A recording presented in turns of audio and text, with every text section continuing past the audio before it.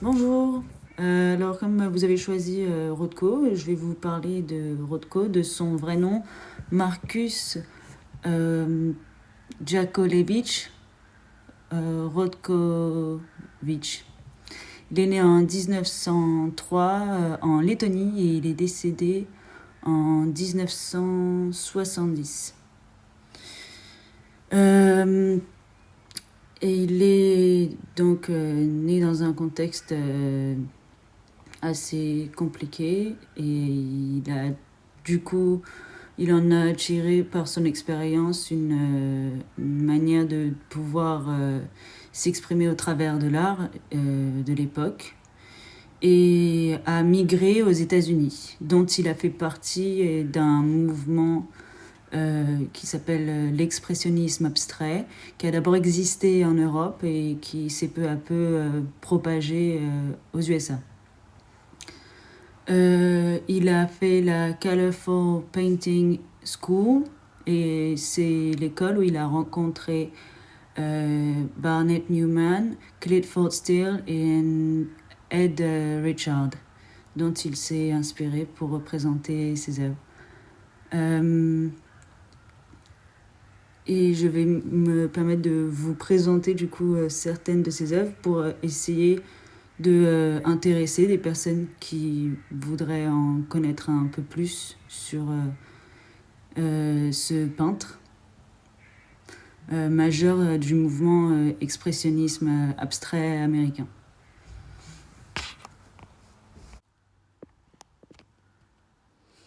Alors voici l'exemple d'une de ses toiles intitulée Yellow over Purple, peinte en 1956 comme c'est indiqué en dessous. Alors on voit qu'ici le peintre nous invite à méditer sur ces toiles, aux couleurs intenses, notamment avec le jaune et l'horizontalité de la ligne, de deuxième ligne, après le jaune qui vient couper les deux, le séparer, faire une séparation entre le rouge et le jaune. Ces intensités aux aplats linéaires, séparés par un effet de gradation des couleurs, vient de la volonté du peintre qui était de se démarquer de l'approche réaliste, insufflée par le contexte marquant de la Seconde Guerre mondiale, qui était influencé par Matisse et Hans Hofmann.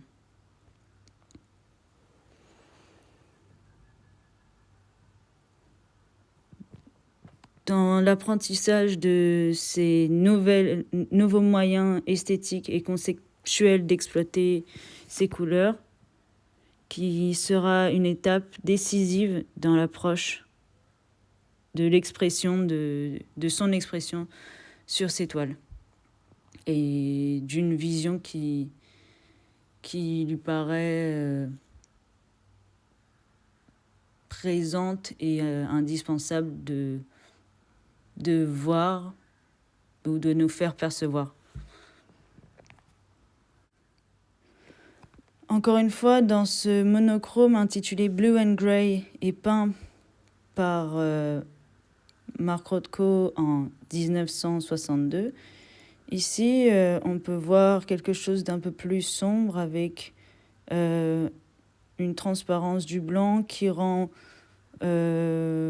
vient éclaircir la toile et qui est un peu plus volatile par rapport au bleu insoluble rendu à l'ensemble.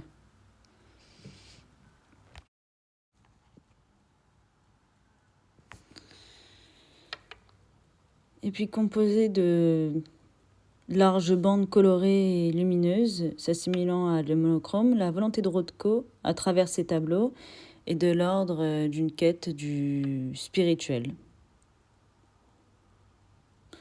C'est un moyen pour lui d'explorer l'essence même du monde, contraire à l'accaparation matérialiste qu'on s'en est faite dans l'histoire de la peinture jusque-là.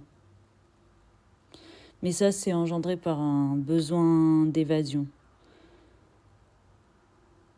Et C'est drôle parce qu'avant, je parlais beaucoup de Claude Monet, mais là aussi, comme Claude Monet, de la même façon, il décide de peindre sur des surfaces monumentales, donnant à l'ensemble une vision assez hors norme, afin de nous donner une nouvelle conception, laissant changer la perception des œuvres classiques qu'on a pu voir jusqu'à présent. Il parvient par ses monochromes, l'emploi de ces couleurs translucides, à en faire surgir une forme de lumière.